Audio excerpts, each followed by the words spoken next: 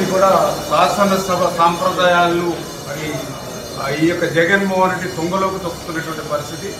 నిన్న చూసాం మనం గవర్నర్ గారి ప్రసంగం 10 గంటల కంటే 10-20 నిమిషాలకు మాట్లాడినటువంటి పరిస్థితి. అదేవిధంగా గత సంవత్సరం కూడా అట్లాగే 15 నిమిషాలు ఆలస్యంగా గవర్నర్ గారి ప్రసంగం స్టార్ట్ చేసినటువంటి పరిస్థితి. ఈ రోజు కూడా చూస్తే మరి అసెంబ్లీ 9 గంటలకి స్టార్ట్ అవుతుందని చెప్తే మేము 9 గంటలకి అసెంబ్లీలో చూస్తే 12 మంది మాత్రమే శాసనసభ్యులు, అంటే కనీసం క్వారం 18 మంది ఉండవలసిగా మరి 12 మంది మాత్రమే శాసనసభ్యులు 9 గంటలకి అసెంబ్లీలో ఉన్నారని అంటే ఇప్పుడు క్వారం లేక 9-4 నిమిషాలకి ఇప్పుడు బెల్ కొడుతూ ఉన్నారు. అంటే పాపం వైఎస్ఆర్సీపీ శాసనసభ్యులకు కూడా శాసనసభకి రావడానికి ఇష్టపడతలేదు.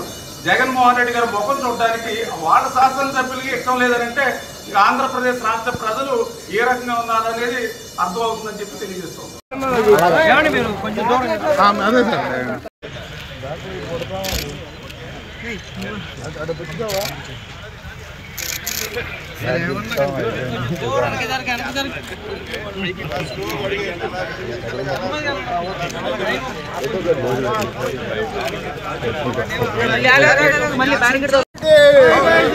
రైతు వ్యతిరేక జగన్, రైతు ఆత్మహత్యలకు జగన్, రైతు ఆత్మహత్యలకు జగన్, రైతు ఆత్మహత్యలకు జగన్, రైతు వ్యతిరేకి, రైతు వ్యతిరేకి.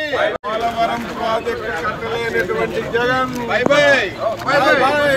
పోలవరం ప్రాజెక్టు కట్టలేని జగన్, ప్రాజెక్టు నాశనం చేసిన జగన్.